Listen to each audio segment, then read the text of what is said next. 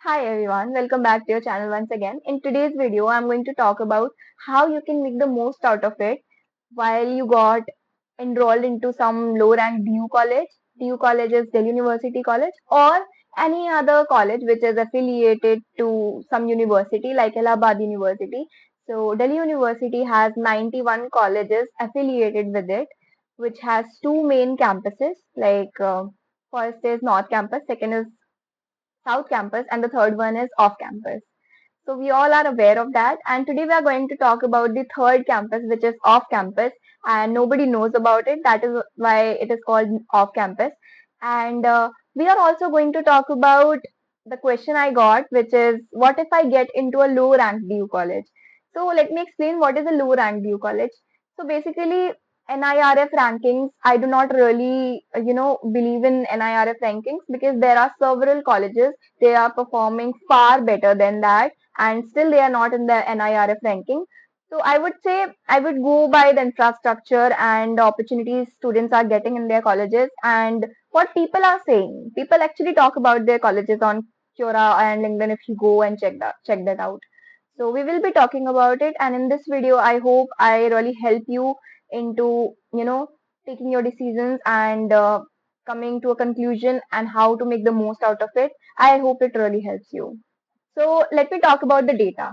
What is the data saying and what are the statistics of these colleges and the placement? Let me talk about the numbers because that's what we believe in, right? So according to some data that I read, 85 lakhs or more students doing BCom, BA, and all these like BSc from college like yours, they only 1200 or less than that will get placement offers of more than 5 LPA, which is 5 lakh per annum. Can you imagine that? Out of 85 lakh students, that is a very difficult situation. And when we talk about this data, it is very disturbing as well. So, what can we do to stand out in this race? What can we do to make the most out of our college experiences and our degree that we are pursuing? So we all are talking about skill these days, right? We all know that what really matter today in today's generation, in today's era, is not your degree but your skills and how good you are with along with your academics into skill set and your dedication, your the timeliness and your how long you take to reach the deadlines and how efficient you are. So all these things matters a lot in your communication skills when we talk about the soft skills and all these parts. There are 91 colleges affiliated with Delhi University. So it gets quite difficult to focus on all those colleges because, in some colleges the infrastructure is quite okay, but in some of the colleges it is not at par with the other colleges.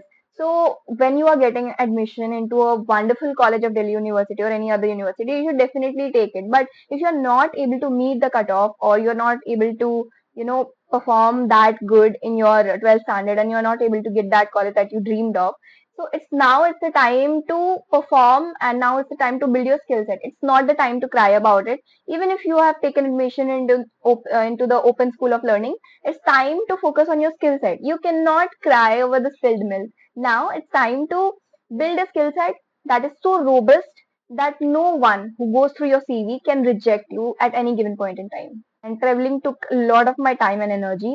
And at the end of the day, I had no energy to pursue something else. So I want you to take all these things into consideration. Now we will talk about what to do because I know you guys are waiting for the real pointers that are like, what do I actually do to stand out? So when I say this word, you need to think out of the box. You need to be different from others in order to actually be financially independent and self-sufficient after you finish college. I would say you should start from the very first year as well. In the first year, I was just exploring, going through different societies and inter-college competitions and all these, and trying to figure out what really works for me. So now I'm going to tell you what you can do. First, let me tell you, there are three campuses. First is North, second is South, and the third one is off campus. No one knows about it. ये कहाँ है? ये कौन सा college है? This is unknown one. So one of my juniors, when I graduated, she asked me this thing. She was in first year, and she asked me, Dee, could you tell me, like, if I have taken admission into your college, what should I do? Because I'm not aware like how is it in your college, and even I was not. And I'm glad that my juniors are very aware and they do reach out to me and ask me these things, because I was not that intelligent, or I would say smart enough to reach out to my seniors and ask all these questions on LinkedIn, because I was not on LinkedIn when I was in my first year. I was quite late to build a profile. So let me tell you one thing, always reach out to your seniors and ask about the college, ask about the placement opportunities. And if you see that they are lacking behind and if they're not able to provide the opportunities to you, and if you have plans to go to the corporate or to become self-sufficient after your college, and you have plans to build something of your own, you should build a LinkedIn profile. And then the second step that you're going to take is you need to optimize your LinkedIn profile. You need to build connections, network with people, as many people as you can. And while doing all this, you need to build a skill set. And when I say this, I really mean it. If you are getting opportunities from your own placement cell, that is wonderful in any case. But if you are in an off-campus college and you're not getting opportunities, you know that the placement cell is not going to do anything, or everything is up to me, I have to do something. You need to start early, because you know the early bird always gets the worms first. So you need to be very prepared from the very beginning, and whatever you're doing, you need to be very sure that this thing I like it, so maybe I will be able to pursue a career in that. And if not, if I have plans to do some competitive exam or appear for something else, then I will go for this first. I will become financially independent and then I'll pursue whatever I want. That is up to you. Last but not the least, always say yes to internship opportunities. And it's the best if they are work from home. It's the best if they are very near to your house or near to your college. It is wonderful if your college is giving permission for that internship. If you can take permission from your college so that you can skip college and you can manage your studies as well as internships. So start doing internships. Try to do internship for 1 month first, then 3 months, then 6 months, and try to build a skill set. In the beginning, it is the most important thing. Try to build a skill set. So after that, if you get internship, sometimes they give you a PPO, that is called pre-placement offer.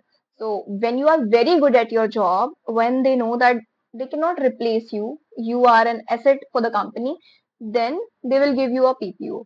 So try to go for organizations that are looking for candidates that are really giving PPO offers, and like most of them are startups these days.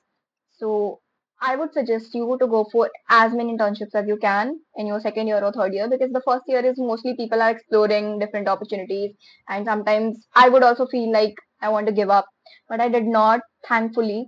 So if you feel like giving up, I just want to say that it is all going to make sense and it is all going to be worth it. Don't give up when you've already come halfway. So it's not that difficult. If I can do that, you can definitely do that.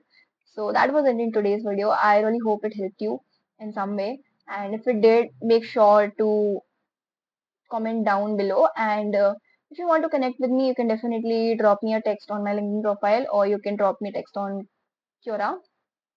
That's it in today's video. And see you next time. Bye.